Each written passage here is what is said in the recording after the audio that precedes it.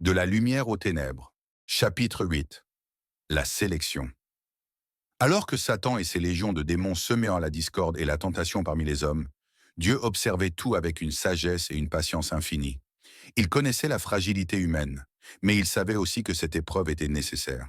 Non pas pour punir l'homme, mais pour révéler sa véritable nature.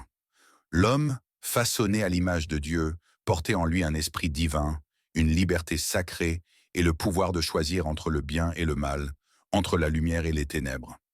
Qu'ils soient tentés, déclara Dieu, car c'est dans l'épreuve que leur véritable essence sera révélée. Cependant, je ne les laisserai pas seuls. Ils ne seront pas tentés au-delà de leur force. J'enverrai mes serviteurs, les anges, fortifier les plus justes et les plus loyaux, ceux qui désirent me connaître et rechercher ma face. Et ainsi, le plan divin s'accomplissait, un plan où chaque âme devait choisir son chemin. Sur la terre, les hommes faisaient face à des choix difficiles, et leur réponse allait déterminer leur destinée éternelle. Nombreux étaient ceux séduits par les promesses vaines de Satan. Ils se laissèrent charmer par les illusions de richesse, de pouvoir et de plaisir, croyant naïvement que ces choses leur apporteraient le bonheur et la joie. Leurs cœurs se sont égarés, et leur vision obscurcie par les mensonges du prince des ténèbres.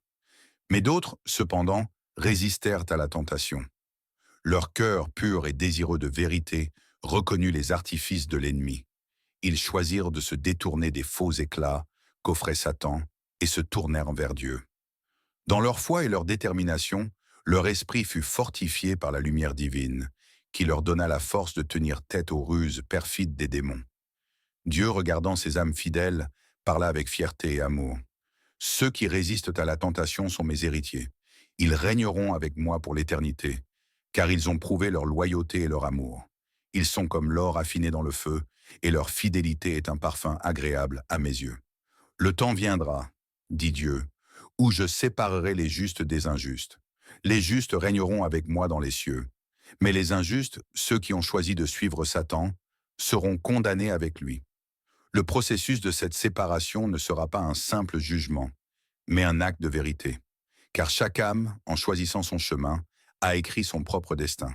Les justes, purifiés par l'épreuve, auront montré la lumière qui brille en eux, lumière qui ne peut être éteinte. Et tandis que les injustes se perdront dans l'ombre du mal, ils goûteront les fruits amers de leur rébellion. Les anges, témoins silencieux mais puissants de cet accomplissement divin, se tiendront prêts à soutenir ceux qui sont dignes. Ils seront les gardiens des cieux, veillant sur les héritiers de Dieu, et les serviteurs des élus, prêts à répondre à l'appel du Seigneur et à mener ceux qui l'aiment vers sa gloire éternelle. Chapitre 9. L'Armageddon. Le temps était venu pour le dernier acte, la bataille décisive entre la lumière et les ténèbres, entre Dieu et Satan.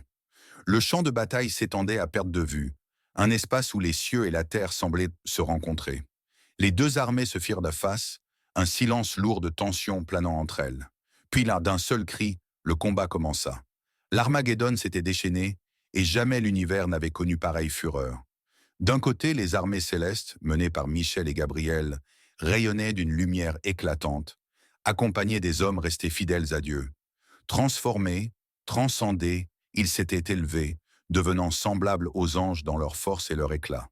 Face à eux, l'ombre grondante des légions infernales, Lucifer en tête, suivi de ses anges déchus et des hommes qu'il avait corrompus.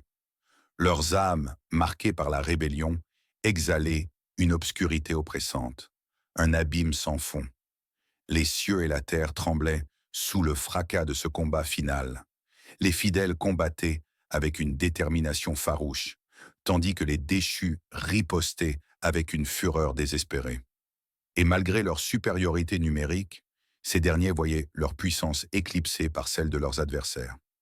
Ce conflit transcendait les dimensions, un affrontement dont l'écho résonnait au-delà du temps et de l'espace. Les cieux flamboyaient sous les assauts, les armes de lumière et de ténèbres s'entrechoquaient en un tumulte assourdissant. Chaque frappe faisait vibrer l'univers, comme un millier d'éclairs fendant la trame même de la création. Les anges se mouvaient avec une vitesse surnaturelle, leurs épées ardentes traçant des sillons incandescents. Au cœur du chaos, Lucifer affrontait Michel une seconde fois. Mais cette fois-ci, il n'était pas seul. Convaincu qu'avec des millions d'hommes à ses côtés, il pourrait enfin triompher, il déchaîna ses légions humaines sur Michel.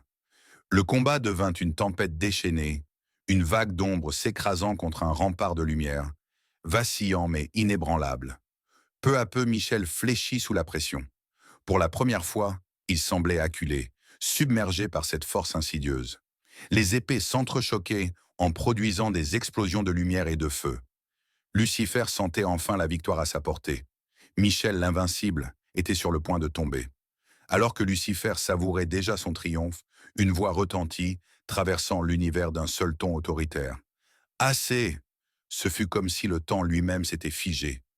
Tout mouvement cessa instantanément. Chaque ange, chaque démon, chaque âme, quelle que soit son allégeance, s'immobilisa sous la puissance incommensurable de cette parole. Et soudain, une lumière éblouissante apparut, une lumière infinie, au-delà de toute compréhension, éclatant comme la naissance de milliards d'univers. Elle n'était pas simplement lumière, elle était l'essence même de l'être suprême, une lumière si écrasante, si pure que nul ne put la soutenir du regard.